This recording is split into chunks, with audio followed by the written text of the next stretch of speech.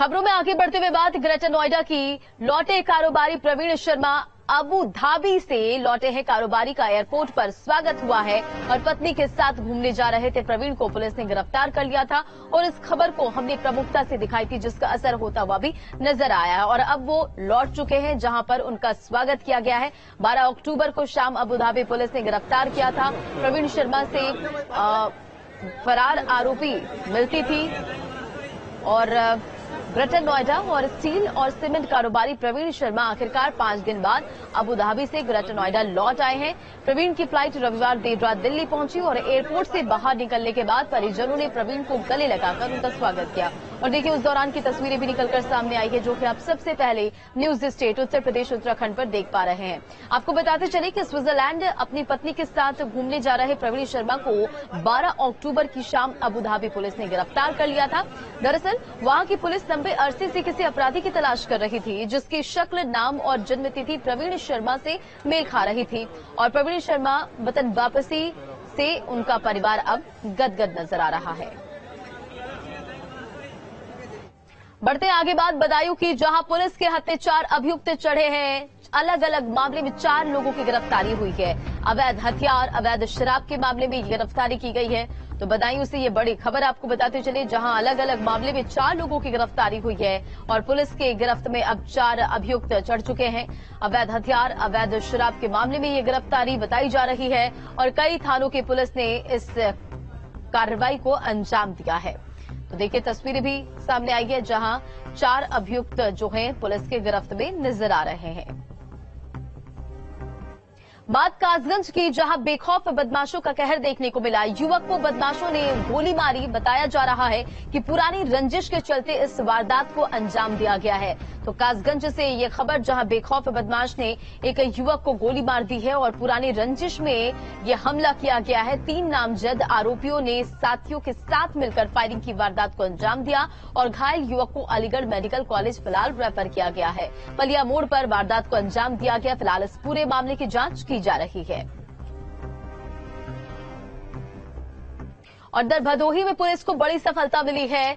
14 पेशेवर जमानतदार गिरफ्तार किए गए हैं। कूटचित दस्तावेजों के माध्यम से जमानत लेते थे। तो बड़ी जानकारी आपको भदोही से बताते चले, जहां पुलिस को बड़ी सफलता हाथ लगी है।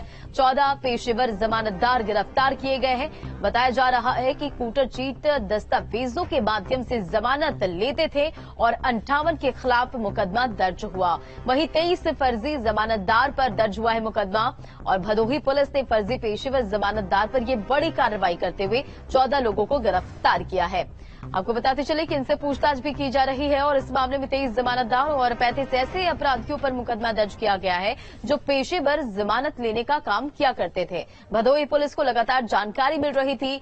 फर्जी अभिलेखों के आधार पर पेशेवर जमानतदार कई तरह के अपराध से जुड़े अपराधियों की जमानत लिए हैं। उधर औरैया के फफूंद थाना क्षेत्र में ग्राम प्रधान के बेटे को एक मुखबिरी की सूचना देना भारी पड़ गया। सरकारी पुलिस की जमीन पर खनन करने की शिकायत से गुस्साए खनन माफियाओं ने प्रधान के बेटे के साथ मारपीट की और उसे लहूलुहान कर दिया। पीड़ित परिवार घर में दुबकने को मजबूर है और उन्होंने मुख्यमंत्री से मदद की गुहार भी लगाई है। इधर मुजफ्फरनगर की बुढ़ाना कोतवाली पुलिस ने आगामी दिवाली के मद्देनजर शनिवार को एक घर में चल रही अवैध पटाखा फैक्ट्री पर छापेमारी की और छापेमारी के दौरान पुलिस ने एक व्यक्ति को गिरफ्तार किया। तो वहीं लाखों रुपए के बने पटाखे भी बरामद किए गए हैं। पुलिस ने इस मामले में गंभीर धाराओं में मुकदमा दर्ज कर गिरफ्तार किए गए आरोपियों से पूछताछ की जा रही है और जेल भेज दिया गया है। मुजफ्फरनगर न्यायालय ने 16 साल बाद एक सांप्रदायिक झगड़े में विशेष समुदाय के 10 लोगों को 5-5 साल की अधिकतम सजा सुनाते हुए आरोपियों पर 34,000 रुपए का आर्थिक दंड लगाया है। आपको जानकारी देते चले कि साल 2006 में डेनमार्क में पैगंबर साहब का एक कार्टून बनाया गया था, जिसको लेकर मुजफ्फरनगर जनपद के इस्लामिया इंटर कॉलेज में भी इसके विरोध प्रदर्शन करते हुए एक विशेष समुदाय के लोगों ने एक जलसे का आयोजन किया था उस दिन जलसा खत्म होने के बाद हजारों की भीड़ अपने घर लौट रही थी तो सिविल लाइन थाना क्षेत्र के कच्ची सड़क रोड पर विशेष समुदाय की इस भीड़ का दूसरे समुदाय के लोगों के साथ झगड़ा हो गया और अब इस पूरे मामले पर कार्रवाई की गई है। और बात मैनपुरी की, जहां डीएम कार्यालय की संपत्ति कुर्क होगी। जी हां, पीड़ितों को 5 लाख मुआवजा नहीं देने पर यह पूरी कार्रवाई की जाएगी। तो बड़ी खबर मैनपुरी से बताते चले आपको, जहां डीएम कार्यालय की संपत्ति कुर्क की जाएगी। बताया जा रहा है कि पीड़िता को 5 लाख मुआवजा नहीं देने पर यह पूरी कार्रवाई की जाएगी और डीएम कार्यालय की चल अचल संपत्ति की कुर्की अब होगी। उपभोक्ता आयोग ने इसे लेकर आदेश भी दे दिया है और मामले की अगली सुनवाई 11 नवंबर को होगी। तो मैनपुरी के डीएम कार्यालय की चल अचल संपत्ति को कुर्क किया जाएगा। जिला उपभोक्ता विवाद प्रतितोष आयोग ने जारी की है आरसी की वसूली नहीं करने पर आयोग ने चेयरमैन ने संपत्ति कुर्क करने का आदेश दिया है।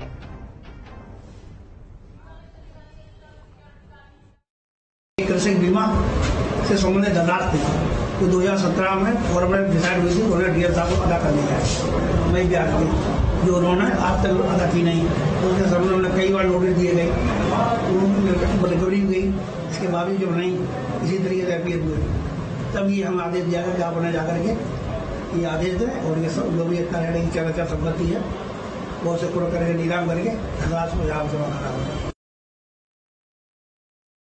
डिम्पल देवी के आवेदन पर माननीय आयोग के अध्यक्ष श्री सुभाष चंद्र कुलश्रेष्ठ साहब ने जिलाधिकारी मैनपुरी की चल अचल संपत्ति कुर्क करने का आदेश जारी कर दिया है और 10/11/2022 तक संपूर्ण धनराशि न्यायालय में जमा करने का आदेश किया गया है। इस आदेश के अनुपालन के लिए श्री दिनेश चंद्र सक्सेना एडवोकेट को आयुक्त नियुक्त किया गया है कि वह इसकी कंप्लायंस करके नियत दिनांक को न्यायालय में कर सकते हैं।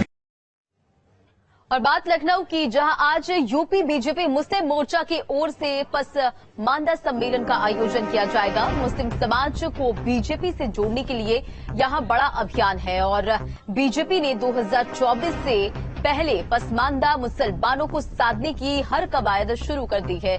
सम्मेलन में पसमानदा समुदाय के भीतर विभिन्न उपजातियों के 1000 से ज्यादा प्रतिनिधियों की उपस्थिति देखने की उम्मीद है। तो मुसलमानों के बीच लगभग 80% मतदान आबादी का हिस्सा है और इस अधिवेशन में डिप्टी सीएम ब्रजेश पाठक और उत्तर प्रदेश के अल्पसंख्यक कल्याण मंत्री दानिश आजाद अंसारी सहित यूपी बीजेपी के वरिष्ठ पदाधिकारियों और मंत्रियों के मौजूद होने की उम्मीद है। सम्मेलन में पसमानदा के भीतर कई उपजातियां के 1000 से अधिक प्रतिनिधियों की भागीदारी देखने की उम्मीद है, जो राज्य में मुसलमानों के बीच लगभग 80% मतदान आबादी का गठन करते हैं।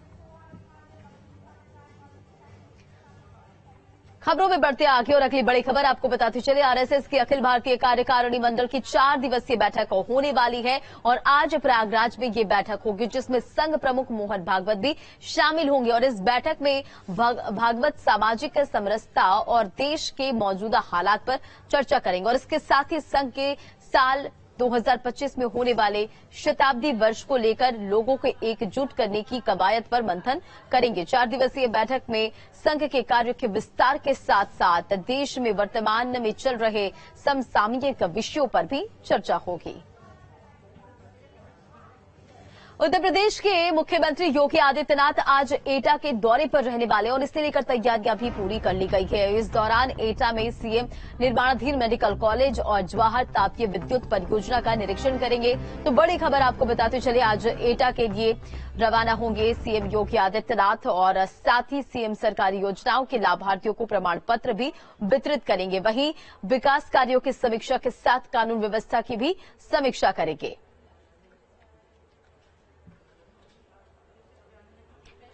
खबरों में बढ़ते आगे बात प्रयागराज की, जहां पीईटी परीक्षा में सॉल्वर गैंग का खुलासा हुआ है। एसटीएफ की ने नकल की सूचना पर कई जिलों में छापेमारी की और सॉल्वर गैंग के 8 लोगों को गिरफ्तार किया है। तो प्रयागराज से ये बड़ी खबर आपको बताते चले, पीईटी परीक्षा में सॉल्वर गैंग का खुलासा हुआ है। एसटीएफ ने नकल की सूचना पर कई जिलों में छापेमारी की है और इस छापेमारी में 8 लोगों को गिरफ्तार किया गया है।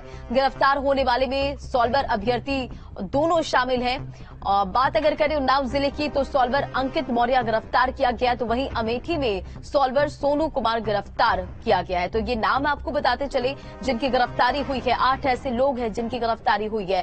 प्रयागराज से एक एजेंट अनिल कुमार गिरफ्तार किया गया है, तो प्रयागराज से सॉल्वर सिद्धार्थ शंकर दुबे को भी गिरफ्तार किया गया है। कानपुर की अगर बात करें तो सॉल्वर सैफ अहमद गिरफ्तार किया गया है और अभियुक्त के पास से नकल की सामग्री भी बरामद की गई है। अभियुक्तों के खिलाफ अब विधिक कार्रवाई भी की जा रही है। और अगली बड़ी खबर आपको बताते चले, उत्तर प्रदेश में आज भी पीटी की परीक्षा होगी और इसे लेकर सुरक्षा व्यवस्था के पुख्ता इंतजाम किए गए हैं। परीक्षा केंद्रों पर सीसीटीवी के जरिए निगरानी की जा रही है और पहले दिन 11 नकलची गिरफ्तार हुए हैं और एसटीएफ ने अलग अलग शहरों से ये गिरफ्तारी की है। तो आज भी पीटी की परीक्षा होगी, प्रशासन का कहना है। इसे लेकर सुरक्षा के पुख्ता इंतजाम किए गए हैं। उत्तर प्रदेश अधीनस्थ सेवा चयन आयोग की आयोजित पीटी परीक्षा में सेंधमारी की गई और पीटी परीक्षा में मोटी रकम लेकर सॉल्वर बैठाने और अन्य माध्यमों से नकल कराने वाले गिरोह के कुल 11 सदस्यों को गिरफ्तार किया गया। आज भी उत्तर प्रदेश में पीटी की परीक्षा 2 पालियों में होगी। ये रिपोर्ट देखिए। पीटी परीक्षा प्रदेश के सभी 75 जिलों में कुल 1899 परीक्षा केंद्रों पर आयोजित की गई, लेकिन परीक्षा में साल्वर गैंग की सेंधमारी एक बार फिर से सामने आई। वाराणसी, शामली, बिजनौर, अमेठी, उन्नाव और सीतापुर जिलों में परीक्षा केंद्रों से मुन्ना भाई पकड़े गए हैं। शामली में एक युवक किसी अन्य के नाम पर परीक्षा दे रहा था, जबकि दूसरा युवक गेट पर ही चेकिंग के दौरान पकड़ा गया। पकड़े गए युवक ने बताया कि वो 20,000 रुपए में परीक्षा देने आया था। सिद्धार्थनगर में भी परीक्षा देते हुए फर्जी परीक्षार्थी पकड़ा गया। वहीं एसटीएफ ने उन्नाव में भी एक साल्वर गैंग को पकड़ा।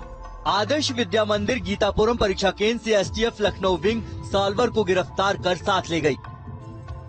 इसके अलावा अमेठी एसटीएफ की सूचना पर अमेठी में भी साल्वर गैंग का सदस्य पकड़ा गया।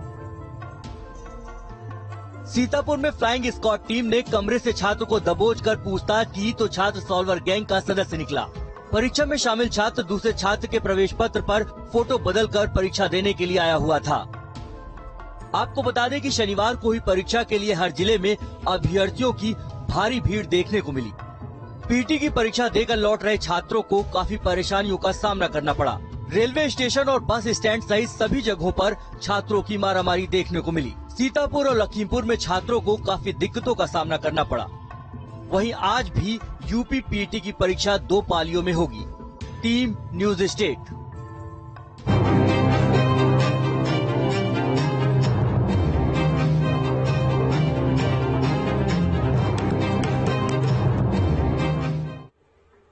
उत्तर प्रदेश में सीएम योगी ने जब मदरसों के सर्वे का ऐलान किया था, तब कट्टरपंथियों और वोट बैंक की सियासत करने वालों ने खूब हो हल्ला मचाया। लेकिन अब जो सच इस सर्वे के बाद सामने आ रही है वो अलार्मिंग है। सर्वे में उत्तर प्रदेश के भीतर हजारों ऐसे मदरसे हैं जो बिना किसी अनुमति के चल रहे हैं। रिपोर्ट देखिए।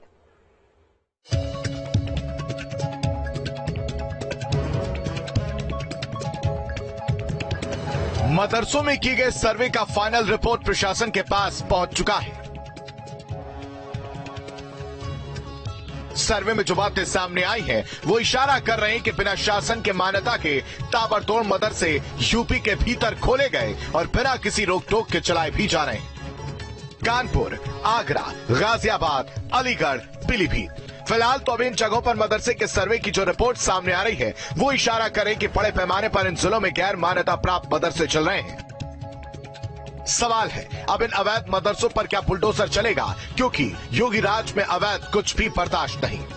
गैर मान्यता प्राप्त मदरसे न सिर्फ वहां पढ़ने वाले बच्चों के भविष्य के साथ खिलवाड़ हो रहा है, बल्कि आरोप है कि कट्टरपंथ की ऐसी पौध तैयार की जा रही है जो देशहित में नहीं है।